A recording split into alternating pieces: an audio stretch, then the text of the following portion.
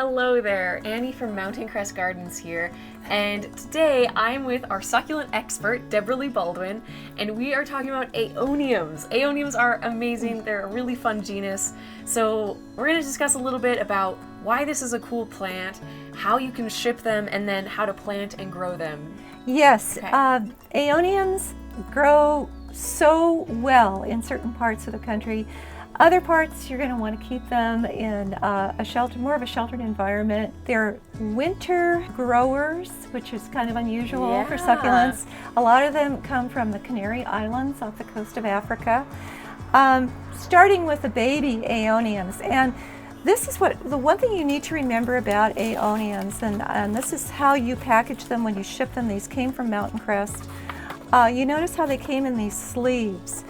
And not all plants come in sleeves, but the ones where the leaves really have to be protected do come in the sleeves. Mm-hmm. The thing about Aeoniums is they're very prone to abrasion damage.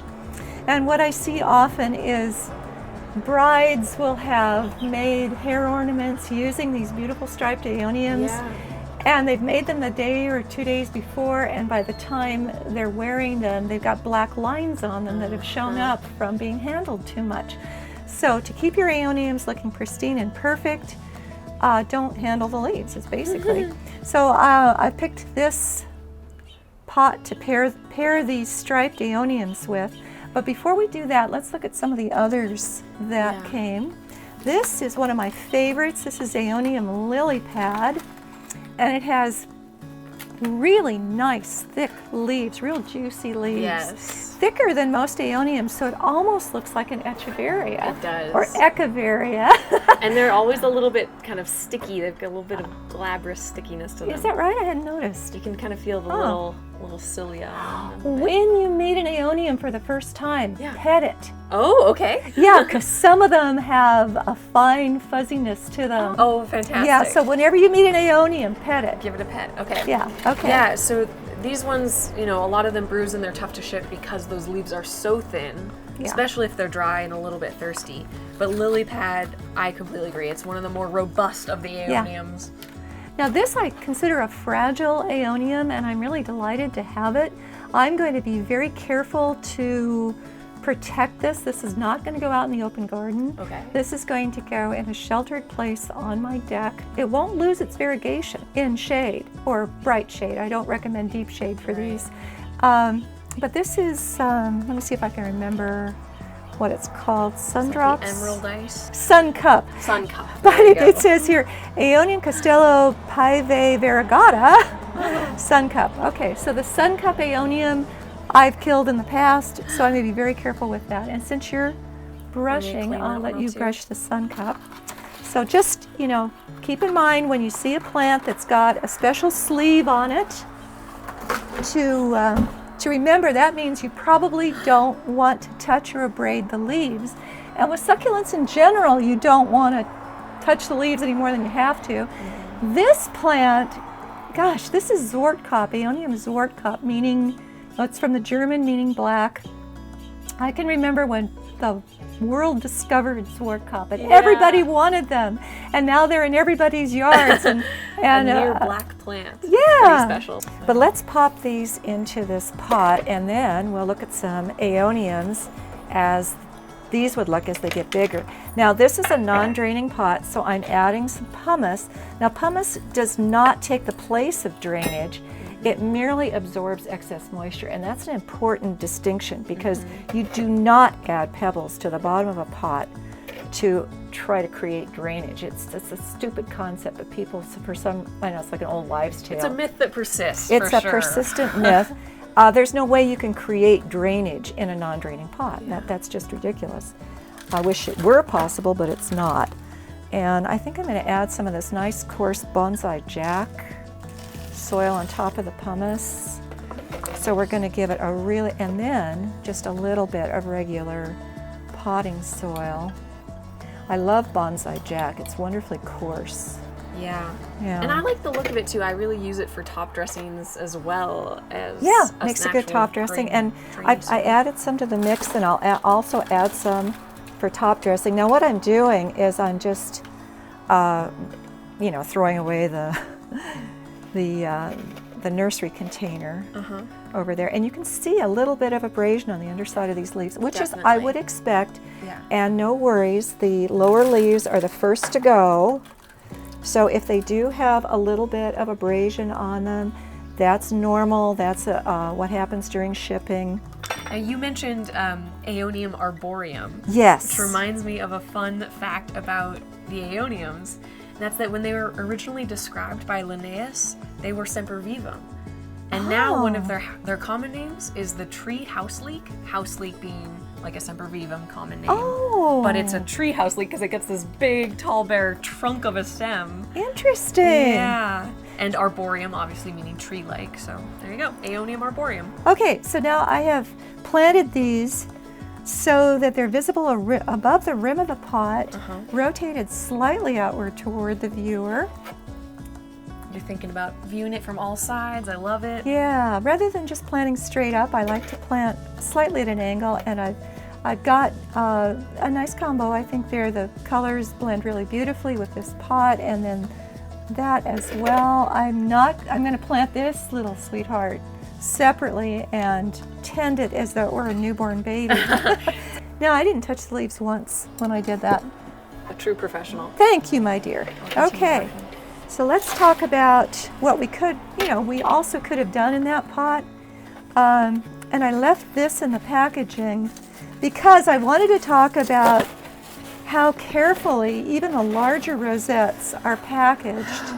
It does get harder the bigger the plant is to ship it properly. Yeah. So this is a shredded brown paper that cushions around the base of the rosette. Now you see you have some abraded leaves. That's inevitable. That's normal. This is an Aeonium. That's what they do. And the packaging was around that to protect the rest of the leaves, knowing that those lower leaves are just going to wither and fall off in a very short amount of time. And that could have gone in our pot. It would have looked good in that as well. So this I'm going to show you in the garden. Oh. What do you think I use it for? A mulch? Compost. Compost. Nice. I put it in my compost pile. I love it. It's recyclable, it's compostable. Yeah, it's compostable. Great. And let's talk about Ms. Lily. So this is a completely neglected, untended pot that I just happened to run across in the garden when I was getting ready for your visit. I'm like, say now, that's looking pretty good. Yeah. Well, it had its moments. I mean, you can see here where it broke off. Okay. And I just put that back in there, and it hasn't rooted yet. It's trying. It's trying, and it's got a little baby coming out. And these are survivors. In fact, I could even snip that off or break it off there. Instant tidy. It needs some top dressing. Let's give it some. Let's just do bonsai jack with that. That's fine. Yeah. So this is a survivor plant, which has been only in bright shade, by the way. Oh, all right. Well, I didn't want to risk putting it in full sun because it is that deep green, indicating that it probably is fine in a low light situation because it has so much intense chlorophyll. Yeah. The more chlorophyll, the more indication it's a shade succulent because it's putting out more of what it needs to photosynthesize. Right. As opposed to something variegated that's low on chlorophyll. Yeah, exactly. Yeah. Okay. So we have this coming fresh from the nursery. This is the medium-sized. How long has this one been planted? Oh, forever. Okay. Look at how old it is. Yeah, it's starting to get when you think that each of those bands was a leaf, and they produce leaves, I don't know, during the growing season, probably more often than when dormant, but still a good year. And it's I don't mind the fact that it's done that kind of leggy thing. I think it just adds interest. Right. And the pot came from the Goodwill. Nice. It makes it like a trailing plant almost. Yeah. Trailing, but a rosette. Yeah, but you have to be careful. Like I just set it down on the table, thereby potentially abrading the lower leaves. Do I want it hanging off a shelf? No, because it's going to get top heavy and could tip over. So it's something you need to think about. I might want to just, support it with something under that when I put it in its new home. In fact, let's put it in its new home now. Okay. And this is never getting direct sun now, right? No, these are plants that I keep an eye on, and none of them get direct sun. I know every microclimate in my garden. And I know where things will be protected and sheltered and where they're more vulnerable.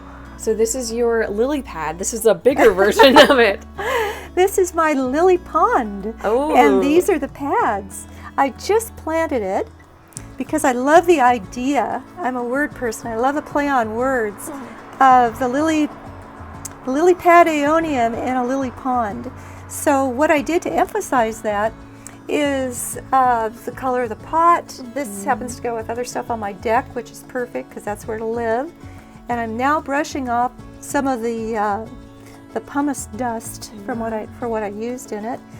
It really shows against that dark green. Yeah. And so what I used to make it look like a lily pond basically is before I added the colored glass, I did a layer of white. Okay. Now that could be any white. It could be white sand, not beach sand obviously because of the salt factor, but I used the pumice. That helps when you put the colored glass on top for the color to stay true. Okay. Because otherwise you're looking at dark brown through colored glass and it doesn't look as bright blue. So I used crushed tumbled glass, and then for fun I have these little bubble-like glass spheres, and that's it. I mean, that's basically it. And this crushed tumbled glass is a recycled product. Okay. Yeah. Nice. Yeah, you've got a great mix of shapes and sizes in your top dressing. And I there. planted high, and some of the rosettes I have rotating out slightly. Others look like they're more flat, like they're floating.